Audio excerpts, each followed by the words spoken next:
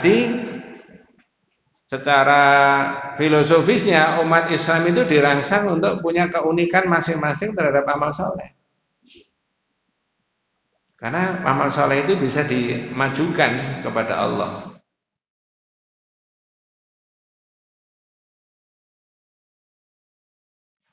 Berarti setiap orang yang beriman menurut surat Al-Maidah tadi supaya mencari jalan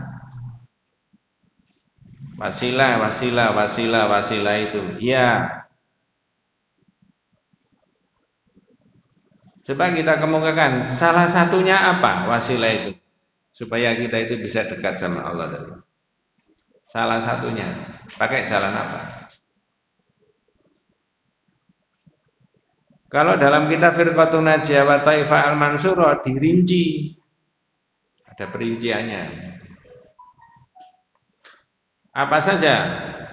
Bab 23 kitab Jalan Golongan yang Selamat itu. 1. At-tawasulu bil iman. Jadi dengan ada iman itu bisa nyambung sama Allah. Kalau nggak ada iman nggak ada, nggak bisa. Itu begitu ya. Jadi bil iman. Dalilnya di situ dipakai Rabbana innana sami'na munadiya yunadi lil imani an aminu bi rabbikum fa amanna. Ketika orang itu sudah menyatakan beriman, kemudian dia mohon sama Allah, Rabbana faghfir lana dzunubana. Ampunilah segala dosa kami. Jadi yang dimajukan nyambung kepada Allah itu imannya pertama. Yang kedua adalah bitauhidillah, dengan mentauhidkan Allah. Coba saya tanya Nabi siapa yang ditelan dalam perut ikan tadi? Berdoa enggak dalam perut ikan? Apa doanya? La ilaha illa anta subhanaka inni kuntu minal. Jadi Nabi Yunus itu memajukan imannya kepada Allah. Yang dimajukan imannya. Agar dengan iman itu nyambung sama Allah, doa tadi, doa tauhidnya tadi, lalu bisa dilepaskan dari kesulitan.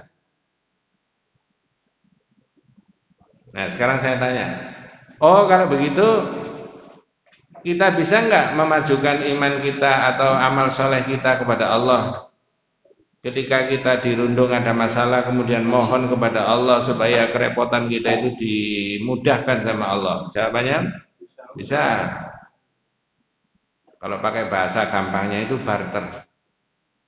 Saya sudah punya investasi amal soleh ini berupa apa saja lalu dimajukan sama Allah. Nabi Yunus tadi berdoa. Tapi di ayat yang lain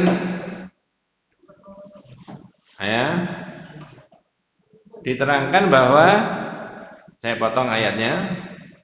Falaula annahu kana minal musabbihin lalabitha fi batnihi ila yaumi yub'atsun.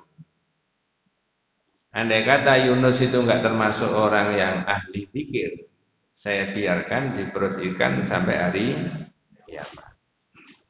Jadi kerepotan kesulitannya beliau di dalam perut ikan tadi dilepaskan oleh Allah karena sudah punya investasi amal soleh.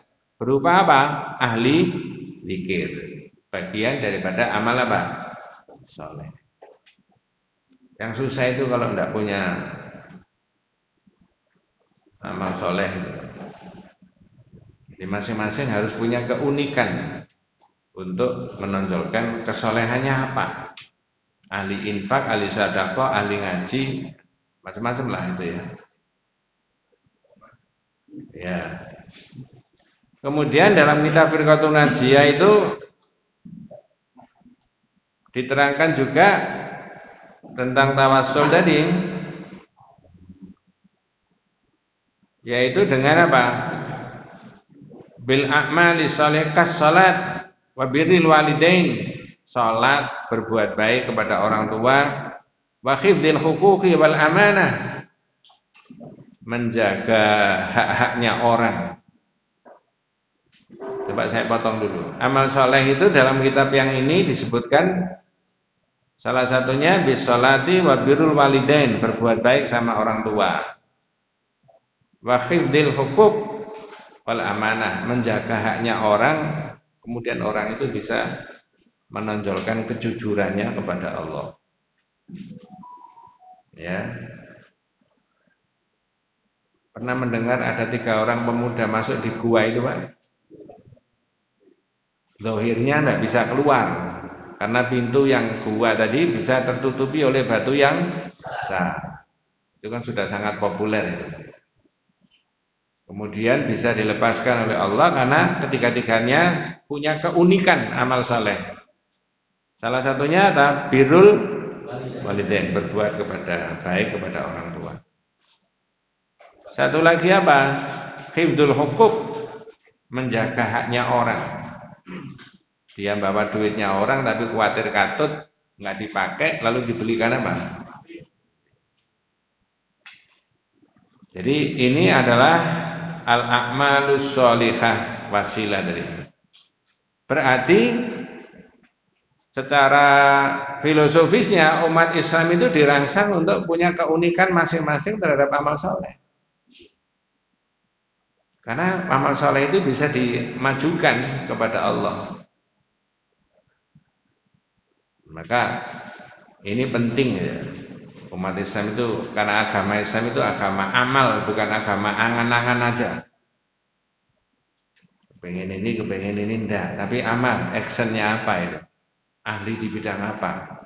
Punya keunikan apa? 3 orang pemuda tadi ternyata yang amal salehnya kedua-duanya itu salah satu 2 di antara 3 itu. Tadi saya katakan birrul walidain, berbuat baik sama orang tua, yang 2 amanat. Yang ketiga ini tarkul ma'asi, meninggalkan kemaksiatan. Nah, jadi ada kesempatan berbuat maksiat, berzina, lalu nggak jadi. Karena sudah nafsunya tinggi sekali.